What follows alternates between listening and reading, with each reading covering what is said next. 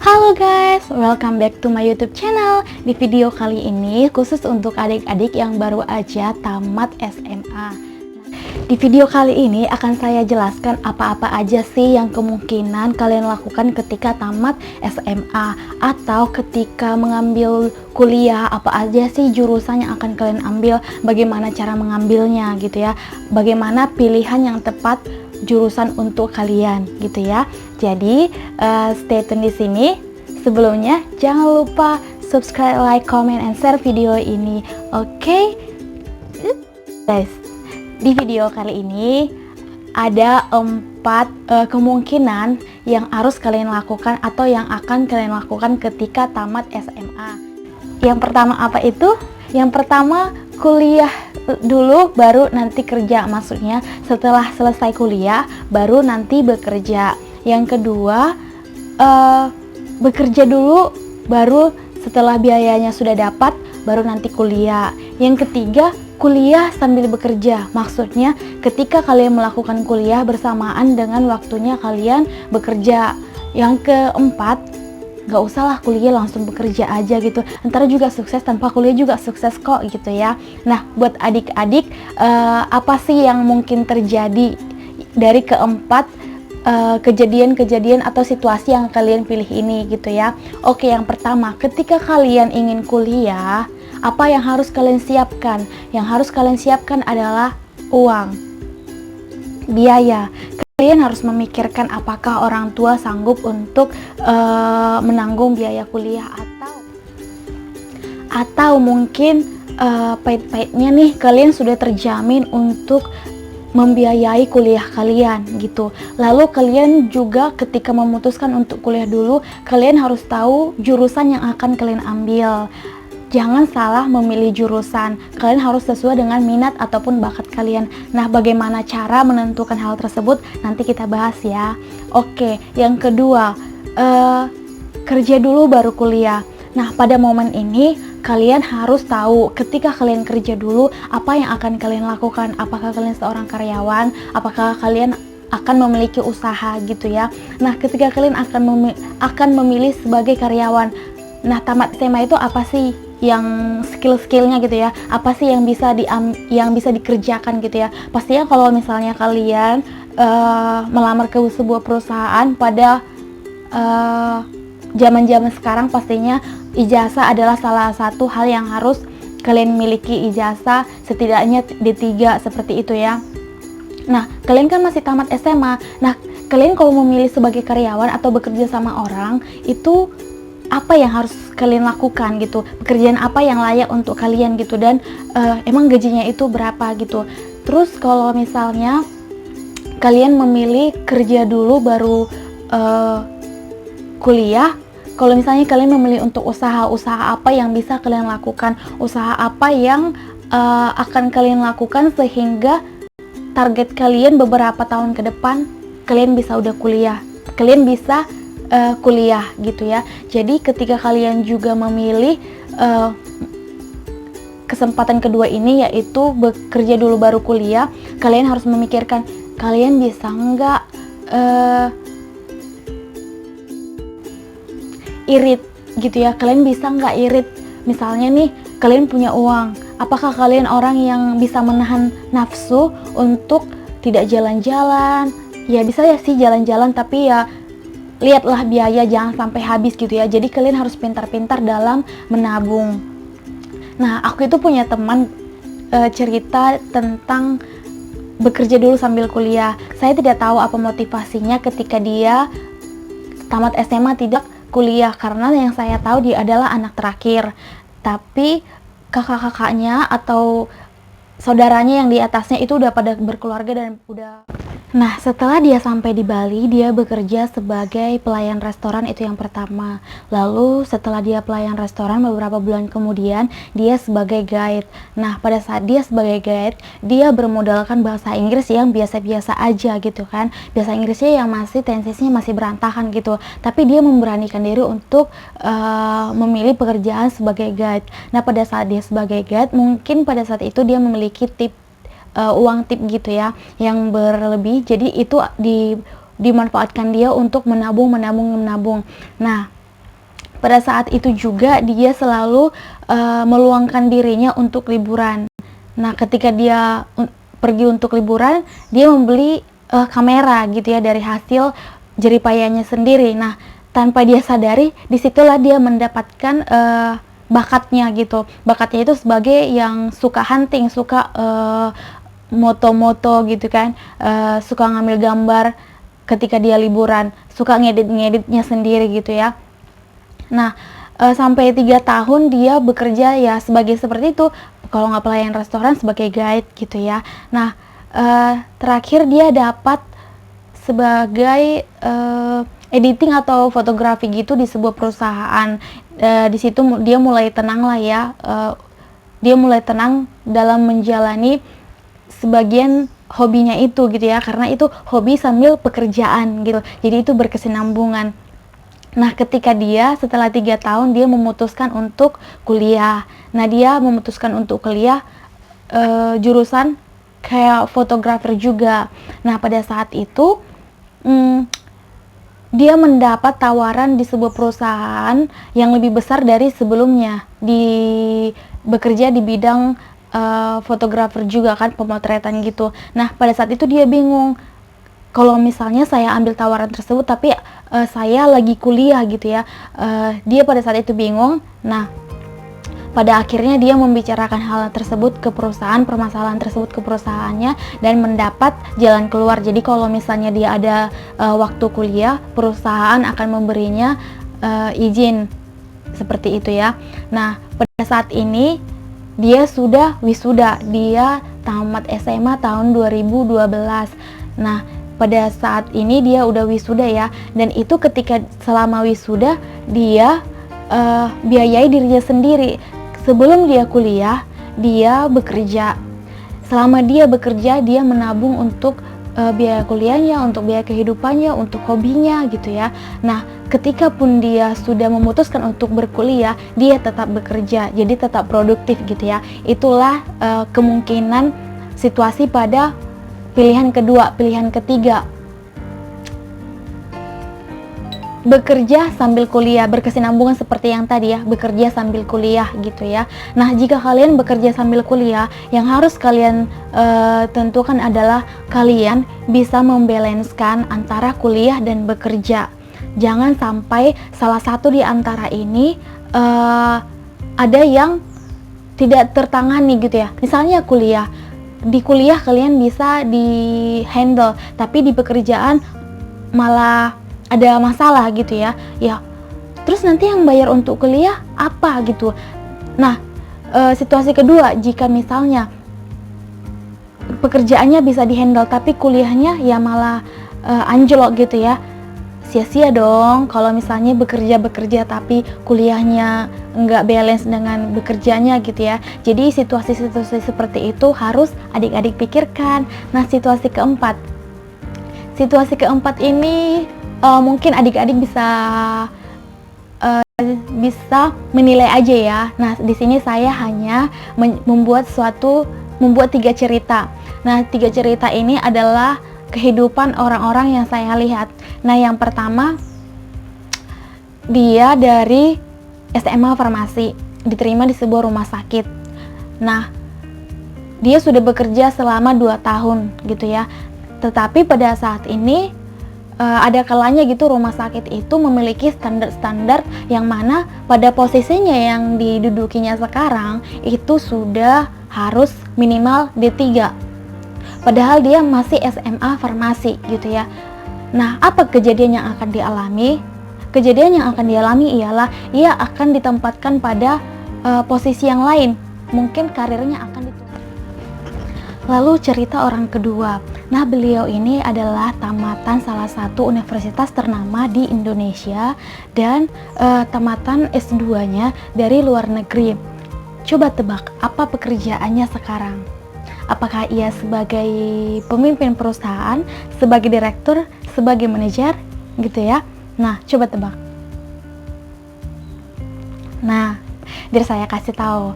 Saat ini pekerjaannya ialah usaha di bidang peternakan, pertanian, dan menanggapi atau mendirikan beberapa rumah baca di pulau-pulau terkecil. Jadi dia juga sempat membuka sekolah alam gitu ya, sekolah sabut alam, di mana anak-anak itu tidak usah masuk sekolah formal, hanya pada sekolah yang dari alam aja gitu, yang berbau alam gitu ya. Jadi beliau ini pada saat ini ialah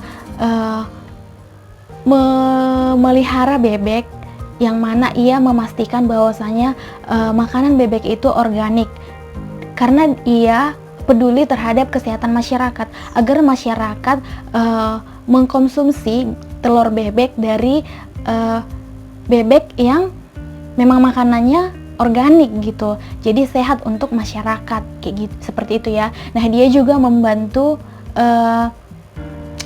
petani-petani di pedesaan agar hasil dari pertaniannya tersebut bisa menghasilkan yang lebih baik.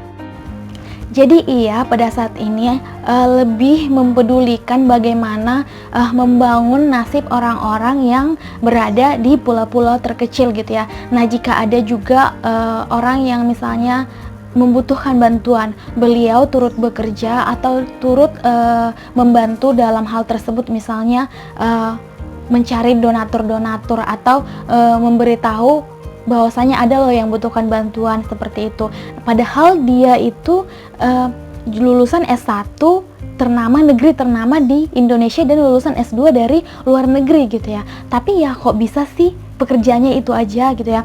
Mungkin kalau misalnya pikiran kita nih, kalau udah tamatannya seperti itu, pasti materinya sekarang udah berlimpah dong gitu. Nah, si beliau ini pada saat ini ya hidup sederhana saja gitu. Lalu yang ketiga pasti kalian kenal nih, ini yaitu si Ruben Onsu gitu ya. Ruben Onsu pasti kenal kan. Nah, yang saya tahu keluarganya itu ialah orang berada. Nah, entah tahun berapa orang tuanya mengalami penurunan ekonomi, seperti itu ya, mengalami penurunan ekonomi sehingga tidak bisa menyekolahkan mereka. Nah, si Ruben ini kan, Bapak Ruben ini baru-baru kali ini kuliah gitu ya, ketika dia sudah memiliki usaha yang banyak, karyawan yang banyak, dan sudah memiliki karir yang memang sudah terkenal ya di dunia hiburan gitu ya. Nah, dia kan udah memiliki usaha, beberapa usaha gitu ya, sampai ke luar negeri usahanya udah ada. Dia juga di dunia hiburan sudah memiliki nama lah gitu ya. Nah, untuk apa sih dia kuliah lagi gitu ya? Kalau misalnya nih, dia sebelum mendapatkan usahanya itu, sebelum dia mendirikan usaha, sebelum dia mendapatkan nama atau karir di dunia hiburan, dia kuliah ya masih bisa lah ya, kita maklumi gitu ya. Nah, ini dia sudah memiliki usaha yang banyak gitu ya, dan dia sudah memiliki nama di dunia hiburan. Tapi untuk apa lagi dia kuliah gitu ya? Nah, di sini saya hanya mau adik-adik mengerti, menyimpulkan sejauh mana sih sukses itu jika tidak kuliah, sejauh mana sih sukses itu jika kuliah. Nah, di sini adik-adik sendiri ya yang menyimpulkannya gitu. Karena sebenarnya saya itu di sini bukan mau mengatakan adik-adik kesini aja, enggak. Saya tidak bisa mengubah keputusan adik-adik. Saya hanya bisa memberitahu, menseringkan ini kepada adik-adik, dan apapun nanti yang akan kalian pilih, itulah jalan untuk mengubah takdir kalian gitu ya. Itu adalah jalan untuk menentukan takdir kalian gitu. Nah, salah satu hal yang paling penting juga yang harus kalian atau yang adik-adik tahu ialah ketika kalian sudah bekerja, jangan lupa untuk menyisihkan sebagian penghasilan kalian untuk orang tua, sekalipun itu sedikit. Tapi itu mungkin saran dari aku aja ya, itu akan melancarkan rezeki kalian gitu. Sedikit apapun yang kalian kasih, seberapapun yang kalian kasih kepada orang tua, itu akan melancarkan rezeki kalian. Nah, sekarang kita beralih bagaimana memilih jurusan. ketika adik-adik memilih jurusan, hal yang harus kalian hindari ialah ketika kalian berpikir bahwa yang pertama, jurusan yang kalian ambil keren. Yang kedua, jurusan yang kalian ambil akan membuat kalian bekerja di kemudian hari atau menjamin kalian bekerja ketika kalian tamat kuliah. Yang ketiga, karena disuruh orang tua. Mengapa? Ketika kalian mengambil perkuliahan, jurusan perkuliahan karena faktor-faktor yang tadi, maka yang mungkin kalian alami ialah yang pertama, kalian akan merasa bosan. Yang kedua, karena bosan, kalian akan malas masuk perkuliahan. Ketika kalian menghadapi perkuliahan, melihat dosen gitu ya, mungkin kalian akan mengatakan dosen ini galak ya, dosen ini begini ya gitu. Yang ketiga, ketika kalian menghadapi ujian, kalian akan mengalami stres. Oke, jadi sepenting itulah memilih jurusan. Lalu jangan memilih jurusan karena kalian tidak mau menemukan angka, misalnya gitu ya. Yang harus kalian tahu ialah jurusan apapun yang kalian pilih di perkuliahan, kalian akan menemukan angka. Jurusan apapun itu. Yang kedua, saya nih suka dengan angka gitu ya. Ya udah ngambil accounting aja gitu. Ya kalau misalnya kalian ngambil accounting, itu tidak semua menemukan angka. Accounting itu tidak selamanya berurusan dengan angka. Lalu ketika kalian mengambil suatu jurusan, kalian harus menerima konsekuensi. Misalnya nih, kalian memilih jurusan kedokteran gitu ya. Nah, ketika kalian memilih jurusan kedokteran, apakah kalian seorang yang takut suntik, takut melihat darah gitu ya? Karena ketika kalian sudah memilih jurusan kedokteran atau kalian sudah menjadi dokter, keseharian kalian akan menemukan hal-hal seperti itu gitu. Nah, jika kalian tidak bisa melawan ketakutan kalian, tidak bisa melawan kecemasan kalian, singkirkan pikiran kalian untuk mengambil jurusan itu. Tapi jika kalian memang sudah mampu untuk melawan ketakutan kalian itu, bisa menerima konsekuensi nanti kalian berada pada situasi itu, ya silahkan lanjutkan saja seperti itu ya. Nah, bagaimana memilih jurusan perkuliahan? Yang pertama, kalian harus mengalami potensi dalam diri kalian sendiri. Misalnya nih, kalian tahu apa aja yang kalian sukai, apa aja yang menjadi minat dan bakat kalian gitu ya. Lalu yang kedua, kalian bisa melakukan psikotes dengan cara berkonsultasi dengan psikologi. Mungkin nanti kalian akan diberi beberapa psikotes ya, mungkin psikotes minat bakat dan yang lain-lain seperti itu. Nah, saya di sini mungkin buat kalian yang tinggal di sekitaran Sumatera atau Medan gitu ya, saya merekomendasikan psikotes di Psikologi Nomensen Medan.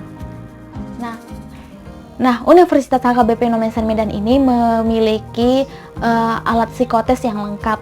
Dan buat kalian yang misalnya nih mau ngambil jurusan psikologi gitu ya, saya rekomendasikan di Universitas HKBP Nomensen. Karena apa? Karena saya sudah melihat sendiri, selain alat-alat psikotesnya lengkap, dosen-dosennya juga bisa seperti teman kita sendiri. Maksudnya seperti teman kita sendiri bagaimana? Ketika kita tidak mengerti materi dari perkuliahan tersebut, kita bisa menanyakan dosen atau berdiskusi dengan dosen di luar dari kelas perkuliahan, seperti itu. Nah, yang selanjutnya, uang kuliah atau biaya kuliah itu bisa dicicil mungkin 3 kali 1 tahun. Lalu kita dapat beasiswa setiap kita mendapat IPK yang sudah ditentukan gitu ya. Jadi ada beasiswanya. Lalu ada program exchange student exchange gitu. Nah, sudah dilakukan beberapa tahun. Misalnya nih, mahasiswa dari Universitas HKBP Nomensen, universitas dari Nomensen manapun gitu ya, baik Medan maupun Siantar, itu bisa bertukar mahasiswa dengan universitas dari Thailand seperti itu. Jadi buat Buat kalian yang tertarik untuk kuliah, bisa dilihat jurusan-jurusan yang ada di Universitas HKBP Nomensen, Medan ataupun Syantar. Nah, itu adalah rekomendasi dari saya, apalagi psikologi yang saya sendiri juga sudah melihat ya gitu. Nah, tetapi yang perlu adik-adik tahu ketika misalnya fasilitasnya sudah lengkap nih, dosen-dosennya sudah sesuai dengan apa yang kita inginkan gitu. Tapi jika kalian atau dari dalam diri kita sendiri tidak bekerja keras, tidak mempush diri kita untuk, jika dari dalam diri kita tidak mempush untuk memberikan yang terbaik, tidak mempush untuk bekerja keras, sama aja gitu ya. Jadi fasilitas di luar harus sejalan dengan fasilitas yang di dalam, yaitu usaha dari dalam diri kita sendiri, seperti itu. Nah, apalagi nih yang harus kita pikirkan atau kita pertimbangkan untuk memilih jurusan gitu ya. Mungkin adik-adik ada nih yang bicara gini, aku di SMA suka biologi, nanti aku ngambil jurusan ini di perkuliahan gitu ya. Nah, itu gimana ya, itu faktor yang termasuk salah satu faktor, tapi itu faktor yang sangat kecil untuk menentukan jurusan kita di perkuliahan gitu ya adik-adik. Nah, apalagi nih Kak, saya itu tidak mengenali potensi apa yang ada dalam diri saya sendiri, lalu saya juga belum, atau kalian bicara gini, saya nggak tahu nih Kak apa potensi dalam diri saya sendiri, terus saya juga tidak terjangkau untuk melakukan psikotes gitu ya. Pahit-pahitnya nih ya, pahit-pahitnya untuk memilih jurusan gitu ya. Nah, ini bisa berhasil bisa enggak, kalian pikirkan apa sih selama ini yang bisa kalian lakukan sampai kalian itu berusaha gitu ya mencari tahu hal tersebut. Misalnya kalian sampai mencari di Google hal tersebut, atau kalian bisa belajar hal tersebut sampai larut malam gitu ya. Kalian selalu bela-belain untuk mengetahui hal tersebut sampai tuntas gitu ya. Mungkin kalian bisa memilih jurusan tersebut karena kalian sudah sangat cinta terhadap hal tersebut gitu ya. Jadi buat adik-adik yang baru tamat SMA, ini sering-sering kita, silahkan ditonton sharing ini, silahkan sharing ini dibagi dengan teman-temannya atau saudara-saudaranya. Oke guys, sekian dulu video dari saya. Thank you for watching my video. Ikutin terus ya video saya.